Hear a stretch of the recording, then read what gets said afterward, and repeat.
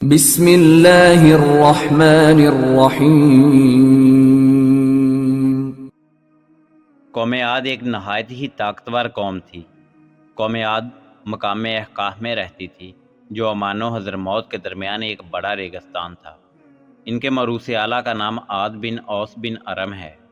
پوری قوم کے لوگ ان کو مروث اعلیٰ عاد کے نام سے پکارنے لگے۔ یہ لوگ بت پرست اور بد اعمال و بد کردار تھے۔ اللہ تعالیٰ نے اپنے پیغمبر حضرت ہود علیہ السلام کو ان لوگوں کی ہدایت کے لیے بھیجا، مگر اس قوم نے اپنے تکبر اور سرکشی کی وجہ سے حضرت ہود علیہ السلام کو جھٹلا دیا اور اپنے کفر پر اڑے رہے۔ حضرت ہود علیہ السلام بار بار ان سرکشوں کو عذاب الہی سے ڈراتے رہے، مگر اس شریر قوم نے نہایت ہی بے باکی اور گستاخی کے ساتھ اپنے نبی سے یہ کہہ دیا کہ کیا تم ہمارے پاس اس لیے آئے ہو کہ ہم ایک اللہ کو پوجیں، اور جو ہمارے باپ دادا پوجتے رہے انہیں چھوڑ دیں؟ تو لاؤ جس کا ہمیں وعدہ دے رہے ہو، اگر سچے ہو۔ آخر عذاب الہی کی جھلکیاں شروع ہو گئیں۔ 3 سال تک بارش نہیں ہوئی اور ہر طرف خشک سالی کا دورہ ہو گیا، یہاں تک کہ لوگ اناج کے دانے دانے کو ترس گئے۔ اس زمانے کا یہ دستور تھا کہ جب کوئی بلا اور مصیبت آتی تھی تو لوگ مکہ معظمہ خانہ کعبہ میں جا کر دعائیں مانگتے تو بلائیں ٹل جاتی تھیں۔ چنانچہ ایک جماعت مکہ معظمہ گئی۔ اس جماعت میں مرثد بن سعد نامی ایک شخص بھی موجود تھا، جو کہ مومن تھا، مگر اپنے ایمان کو قوم سے چھپائے ہوئے تھا۔ جب ان لوگوں نے کعبہ معظمہ میں دعا مانگنا شروع کی تو مرثد بن سعد کا ایمانی جذبہ بیدار ہو گیا اور اس نے تڑپ کر کہا، اے میری قوم، تم لاکھ دعائیں مانگو مگر خدا کی قسم اس وقت تک پانی نہیں برسے گا جب تک تم اپنے نبی حضرت ہود علیہ السلام پر ایمان نہیں لاؤ گے۔ حضرت مرثد بن سعد نے جب اپنا ایمان ظاہر کر دیا تو قوم عاد کے شریروں نے ان کو مار پیٹ کر الگ کر دیا اور دعائیں مانگنے لگے۔ اس وقت اللہ تعالیٰ نے 3 بدلیاں بھیجیں، ایک سفید، ایک سرخ اور ایک سیاہ، اور آسمان سے ایک آواز آئی کہ اے قوم عاد، تم لوگ اپنی قوم کے لیے ان 3 بدلیوں میں سے ایک بدلی کو پسند کر لو۔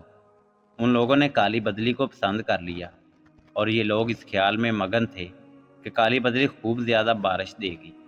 چنانچہ وہ ابر سیاہ قوم عاد کی آبادیوں کی طرف چل پڑا۔ قوم عاد کے لوگ کالی بدلی کو دیکھ کر بہت خوش ہوئے۔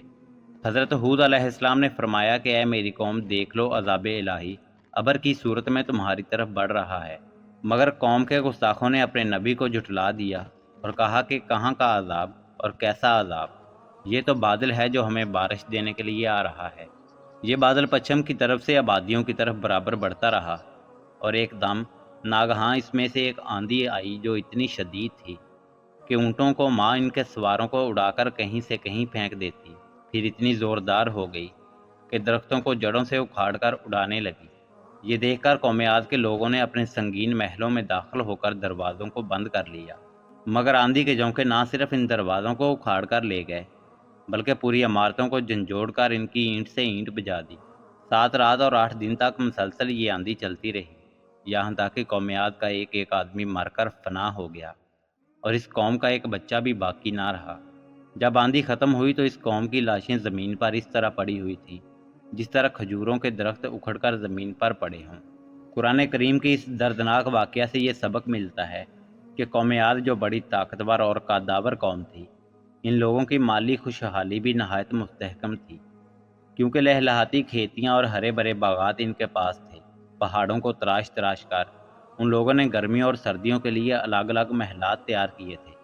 ان لوگوں کو اپنی کثرت اور طاقت پر بڑا اعتماد اور اپنے تمول اور سامان عیش و عشرت پر بڑا ناز تھا، مگر کفر اور بدعمالیاں اور بد کرداریوں کی نحوست نے ان لوگوں کو قہر الہی کے عذاب میں اس طرح گرفتار کر دیا کہ آندھی کے جھونکوں اور جھٹکوں نے ان کی پوری آبادی کو جھنجھوڑ کر چکنا چور کر دیا اور پوری قوم کے وجود کو صفحہ ہستی سے مٹا دیا۔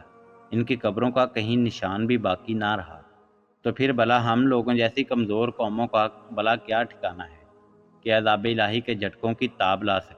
اس لیے جن لوگوں کو اپنی اور اپنی نسلوں کی خیر و بقا منظور ہے، انہیں لازم ہے کہ وہ اللہ عز و جل کی نافرمانیاں اور بدعمالیوں سے ہمیشہ بچتے رہیں، اپنی کوشش اور طاقت پر اعمال صالح اور نیکیاں کرتے رہیں، ورنہ قرآن مجید کی یہ آیتیں ہمیں جھنجھوڑ کر یہ سبق دے رہی ہیں کہ نیکی کی تاثیر آبادی اور بدی کی تاثیر بربادی ہے۔